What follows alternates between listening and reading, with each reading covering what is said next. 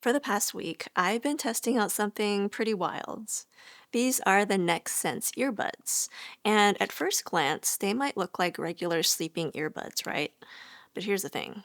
These say that they are actually measuring my brain activity while I sleep, like my actual brain waves. This is the kind of data that you would normally have to go to a sleep clinic for, and they would stick a bunch of electrodes on your head. Except these go right into your ear. So the big question is, do they actually work? By the way, NextSense sent these for me to test out, but they're not paying me to make this video, and they're not reviewing it before it goes live. No one's paying me to make this video, so if you find it helpful, please consider using my affiliate links below to help support the channel. If you've been following my channel for a while, you'll know that even though I typically cover content creator gear, lately I have been obsessed with optimizing my sleep because the better sleep I get, the more content I can create. So I've been trying out things like smart rings, smartwatches, and lately, sleeping earbuds. And after 7 nights with these, I have been learning more about what's actually going on in my brain at night. And it's been really interesting. So in this video, I'm going to break down what these actually do, what I discovered, and whether they're worth it, including the subscription cost that honestly took me by surprise. But before we dive into it, if you're thinking, why wouldn't you use, like your AirPods or foam earplugs? Why do you need dedicated sleeping earbuds? Well, let me explain what makes sleep earbuds different because it matters for understanding what NextSense is trying to do here. So, regular earplugs, these are really cheap, they're easy to come by, but they block sound passively. You just stick them in and they muffle noise. That's pretty much it. You've also got regular earbuds like AirPods. And the thing about these is that, they have great sound. They honestly have like the best noise cancellation I think I've ever used. But when they go in your ear, they have these little stems that stick out, and they're just so uncomfortable to sleep in, especially if you sleep on your side. So, with all that said, these are just not meant to be slept in. That is why sleeping earbuds exist. These are purpose built for being worn overnight. So they sit flush in your ear so you can actually sleep on your side and, not worry about them. They also have pretty good battery life, and they usually include features that are specific for sleep, like white noise, sleep tracking, gentle alarms, and they're really designed to be comfortable enough that you forget that you're wearing them. So when I tested the NextSense, I'm not trying to compare them to AirPods. Instead, I'm evaluating them as a specialized sleep tool that happens to add something that no other sleep earbuds have added to date: actual brainwave testing. So with all that said, here's my specific sleep situation and why I started testing these to begin with. So on most days of the week, I am up for 5 a.m. to go to the gym. I'm also up late editing videos most nights, and I've also got two small kids. So for me, getting good sleep is everything. If I sleep badly, my whole day is shot. I can't think clearly, and I am definitely not going to be very creative. So I've been testing sleep trackers for years, and they all basically work the same way. They measure your movement and your heart rate, and then they use those signals to try to guess what sleep stage that you're in. And look, those guesses are pretty good for most of the time. But what if you could actually measure what's happening in your brain? And not just guess at it based on other signals, but actually see the brain waves. That's where NextSense earbuds come in. So these are the NextSense Smartbuds, and they're the first wireless earbuds that have EEG sensors built in. EEG stands for electroencephalography. I may have butchered that, but basically it is a fancy way of saying it measures the electric signals that your brain produces. So your brain is constantly sending out these tiny electrical signals. When you're awake and alert, the signals look a certain way. When you get into light sleep, they look a little different. In deep sleep, totally different. REM sleep, also very different. And the way these work is actually pretty clever. So they have these special foam tips that make contact with your ear canal. And there are tiny sensors in there that can pick up those brain signals. It's the same basic technology that sleep clinics use, just miniaturized into earbuds. Now, here's something really important because these tips need constant contact with your ear to pick up on those brain signals. And because They're in your ears all night long.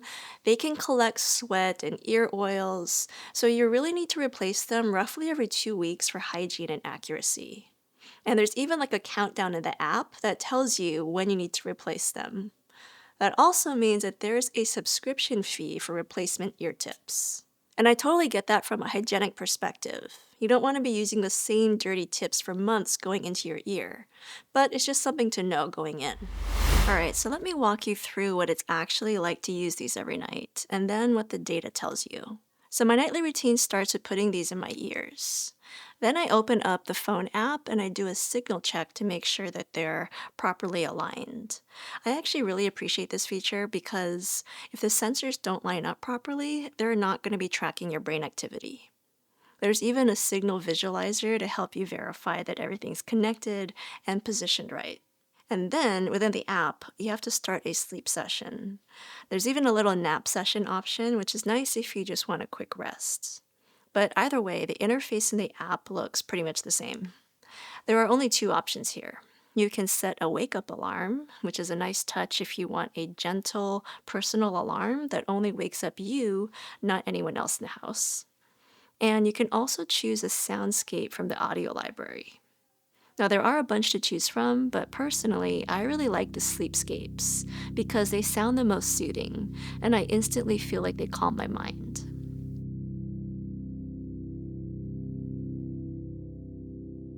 I also really appreciate the option to choose an on-bud soundscape, which plays directly from the Smartbuds, so you don't have to be streaming audio from your phone all night and drain your battery.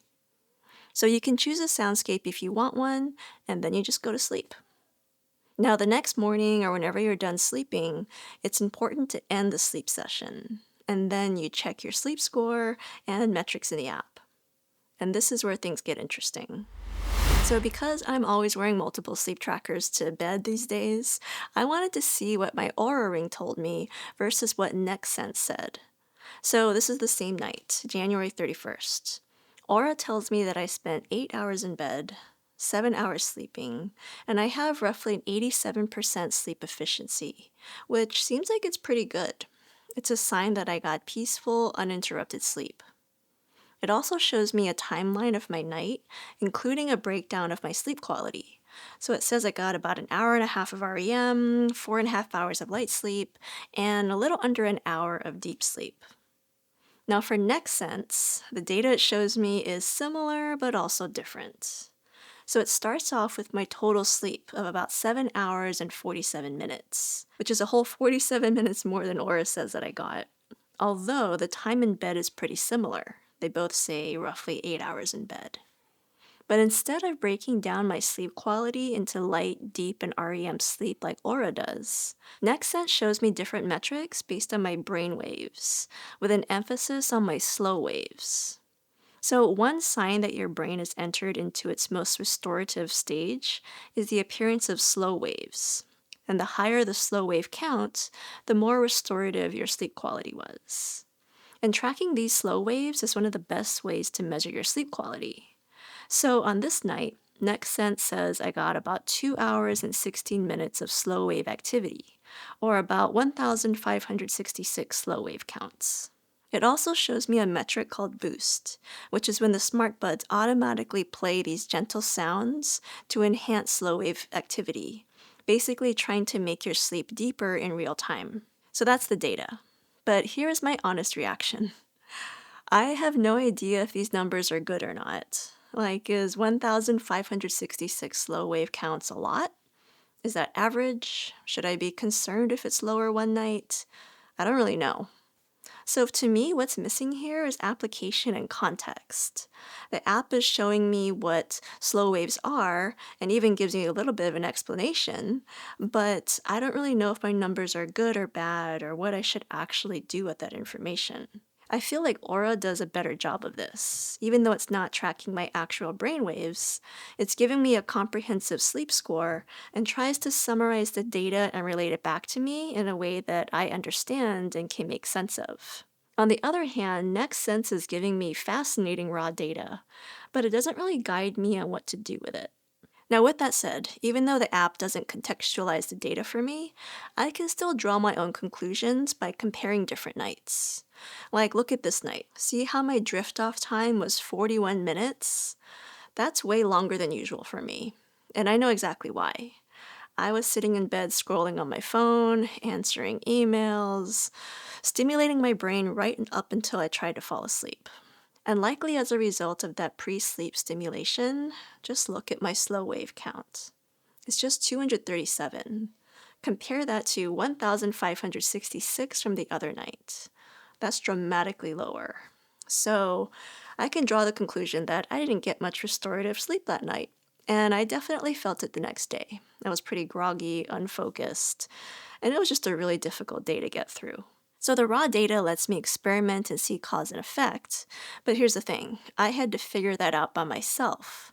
The app didn't flag it. It didn't say, your drift off time was unusually long last night, or your slow wave activity was significantly below your average.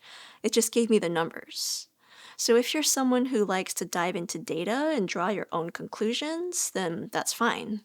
But I feel like most people these days want their sleep tracker to do that work for them. Now, with that said, Oura has been around since 2015, so they've had almost a decade to refine their app, their algorithms, and their user experience. NextSense is brand new. It actually originated as a research product at what was formerly known as Google X. So the founder left Google X in 2020, and he founded this company NextSense with the goal of democratizing brain health through wearable tech. So these Smartbuds are only the second product released by NextSense. So after 7 nights of testing out these NextSense Smartbuds, here's my final take. I think the technology is pretty legit. Like the actual brainwave tracking appears to be real EEG data, and it shows me my actual slow wave measurements. But the software experience needs further development, which, the good news is that firmware updates to an app can roll out at any time. So I'm pretty optimistic in this department. And then there's the cost. $400 up front plus a subscription fee for ear tips. That's a real barrier to entry for a lot of people. So who are these for? Well, if you're a biohacker who understands sleep science and you really want raw brain data to experiment with and you don't want to go to a sleep clinic, then this is pretty exciting.